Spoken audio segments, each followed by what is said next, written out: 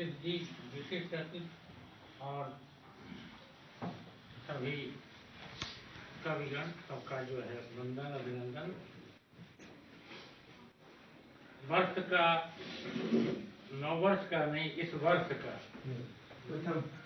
प्रथम गोष्ठी जिस तरह से आगाज में देख रहा हूँ, लगभग 19-20 लोग आ चुके हैं ना, और 2 दिन की शीतलहरी अखबार में भी आज निकली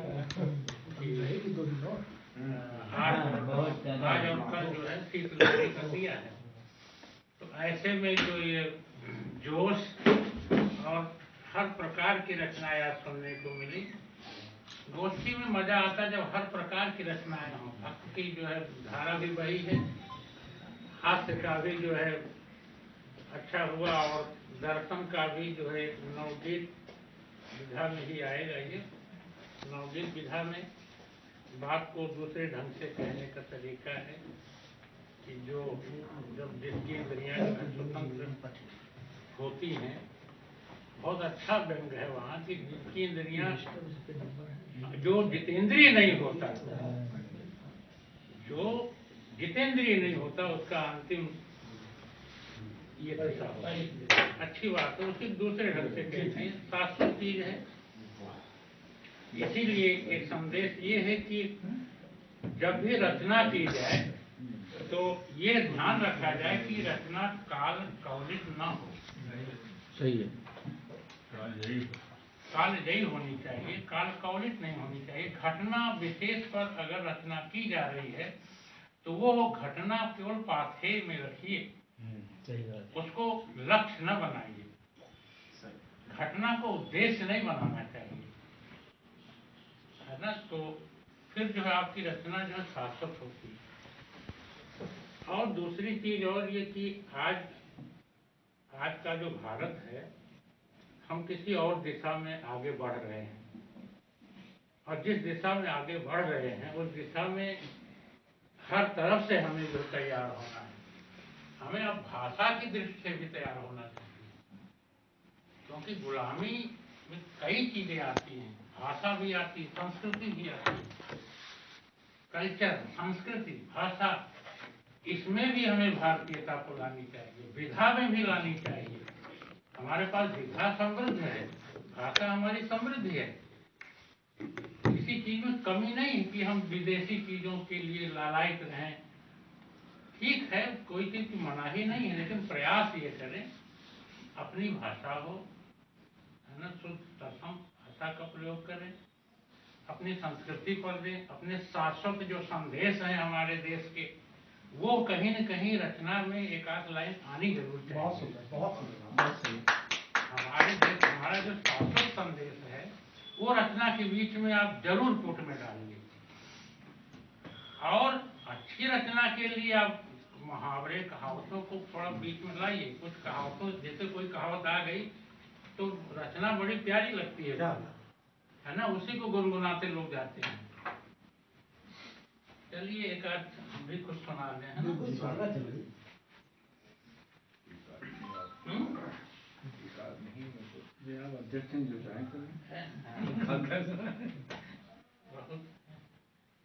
मैं गया था वहाँ, अभी चर्चा इसके पहले कर रहे थे, जबलपुर। तो नर्मदा का देखिए, हम गंगोदक से सुना रहे हैं। भेड़ा घाट गए थे, गंगोदक, हाँ, भेड़ा घाट गए थे, धुआंधार गए थे, हाँ, पहले हम भी लिखे उस पर।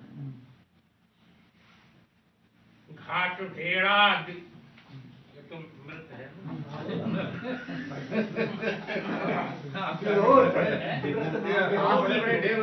आपकी आवाज बढ़िया है, बेसुध है। घाट भेड़ा दिखी दिव्य नैसर्ग की, घाट भेड़ा दिखी दिव्य नैसर्ग की, नर्मदा मातु धारा धुआंधार है। धुआंधार उसका नाम भी है ना, भेड़ा घाट धुआंधार कहते लिए। तो घाट भेड़ा दिखी दिव्य नैसर्ग की, नर्मदा मातु धारा धुआंधार है, मोहती नीलिमा नीर सौंदर्य की, मोहती नीलिमा नीर सौंदर्य की, शुभ्र मोती गिरे टूट के तार हैं। चित्रण देखिए, जो देखे होंगे उनको याद आ जाएगा। घाट भेड़ा दिखी दिव्य नैसर्ग की, नर्मदा मातुधारा धुआंधार है। मोहती नीलिमा नीर सौंदर्य की, शुभ्र मोती गिरे टूट के तार हैं। क्यों फिरे नेत्र जो हैं इन्हें देखते, क्यों फिरे नेत्र जो हैं इन्हें देखते, धार में है भरा रूप का भार है। धार में है भरा रूप का भार है। नौमी है मातु की सर्वदा, नौमी है मातु की सर्वदा। नर्मदा रूप सौंदर्य का द्वार है। नौमी है मातु की सर्वदा, नर्मदा रूप सौंदर्य का द्वार है। भूमि होती नमी उर्वरा की धनी, अवगुणों से भरी हो यथा नाम है नर्मदा, ऐसा नाम है। तो भूमि होती नमी उर्वरा की धनी, अवगुणों से भरी हो यथा नाम है नम्रता की जनी नर्मदा मातु हो। पंथ को भी बनाती धरा धाम है। क्षेत्रवासी सभी भाग्यशाली बने, काल होता कभी जो नहीं बाम है। घाट भेड़ा भरी दिव्य नैसर्ग की, चक्ष भी हैं हुए पूर्ण के काम है। अच्छा आइए इधर चलते हैं, ग्वारी घाट। हाँ देखिए जरा ग्वारी घाट। हाँ ग्वारी घाट में वो है बनारस की तरह सांध्य आरती देखा, दिव्य आरती, दर्जनों मंच बने अजीब, और नर्मदा धारा के बीचों बीच नर्मदा माता का मंदिर है, और उस पार जो है 1000 लोगों को जो है नित्य भोजन कराने का गुरुद्वारा चमक रहा था। अरे दिव्य दृष्टि है वहाँ, जैसे रामनगर उधर पड़ता है बनारस में, ऐसे ही इसका भी दृश्य बहुत सुंदर है। तो देखिए जरा आनंद आया तुमने। सांझ बेला सजी मालिका दीप की, देव की भूमि सी घाट ग्वारी लगी। मंत्र उच्चार में भक्ति धारा वही, पावनी नर्मदा पुण्यता से तगी। भीत के भाव में अंध है लापता, इतना प्रकाश है कि भीत के भाव में अंध है लापता। ज्योति की ऊर्ध्वता प्रज्ञता से पगी, संत जाबाल की भूमि है पावनी। नर्मदा आरती तीर्थता को जगी, मंत्र उच्चार में वेद वाणी बसी।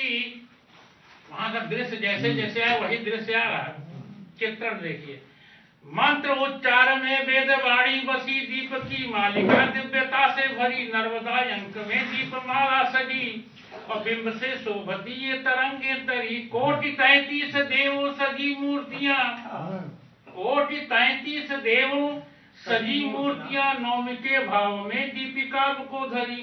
इतने दीपक जल रहे जैसे 33 करोड़ दीपक, तो देवता ही आकर के बैठे हैं। तो कोटि 33 देवों सजी मूर्तियां, नौमी के भाव में दीपिका को धरी। सांझ की आरती प्राणी को तारती, भाव हो भक्ति में पुण्यता को भरी। ऐसे है। अब इसको रखते हैं। अब जो है एक चित्रण, ये पूरा धारा प्रवाह एक दल 12 जो है गंगोदक में पूरा चित्र गंगोदक। अच्छा आइए एक जो है एक रस नहीं हुआ जिसको हम पूर्णाहुति ये है करुण रस, स्वागत सर। ये देव रस है।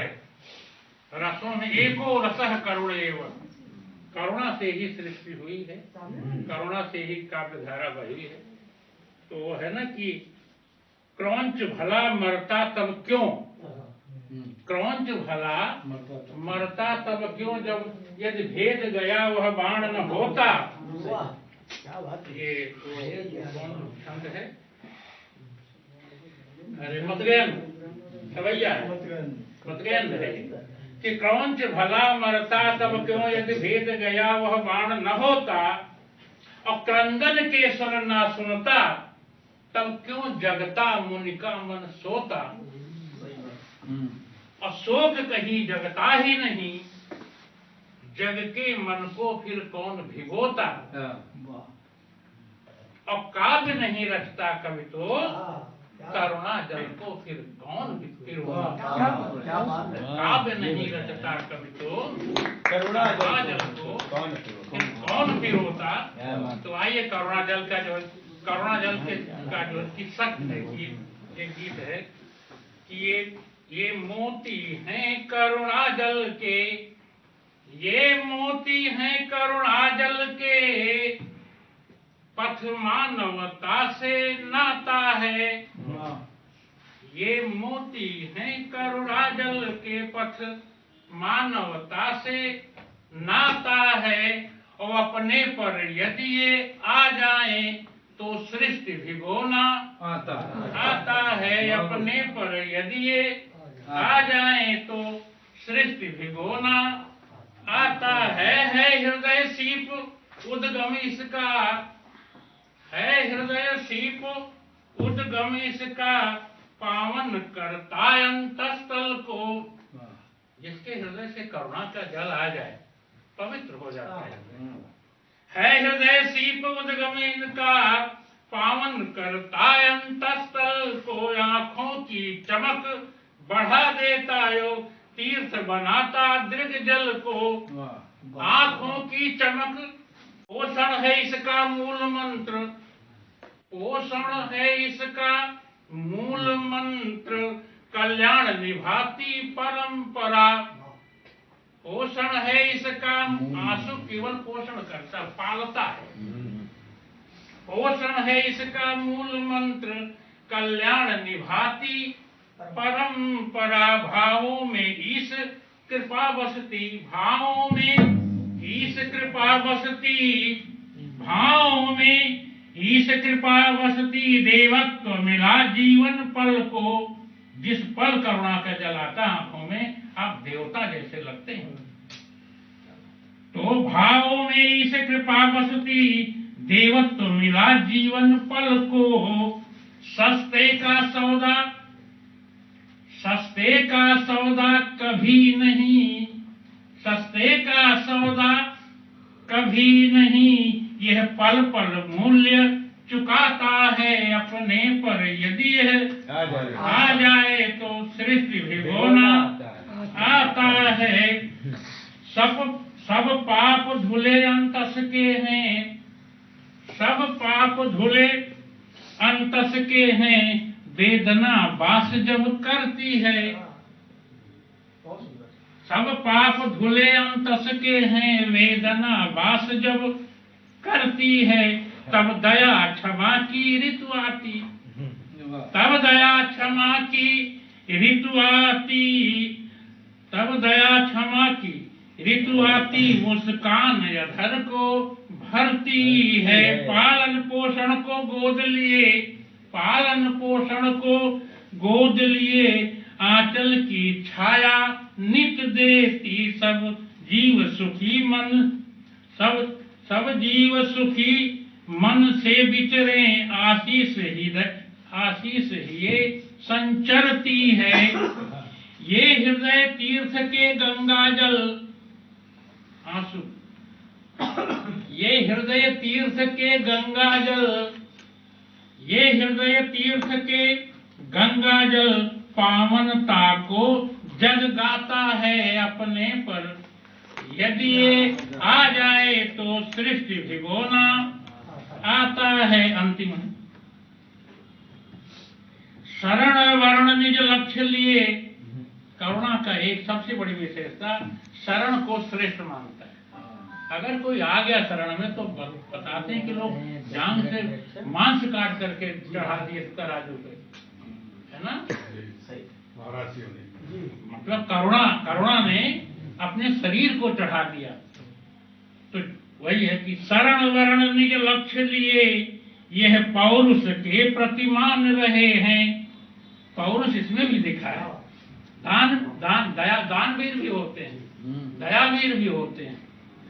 तो शरण वर्ण निज लक्ष्य लिए, यह पौरुष के प्रति मान रहे हैं। अंतस का संबल इनमें नित ईश्वर के प्रति भान रहे हैं। रत्न प्रसवनी भारत की यह, इसमें हमारे यहाँ भगवान पैदा हुए हैं, करुणा के देवता पैदा हुए हैं, चाहे बुद्ध कहिए जो भी कहिए। तो रत्न प्रसवनी भारत की यह, इनमें ही अवतार हुए हैं। सूरज बन तम तोम पिए जब, जग जीवन के ध्यान रहे हैं। पर व्यथा कथा में ओज सदा, पर व्यथा कथा में ओज सदा, उद्धारक शौर्य दिखाता है।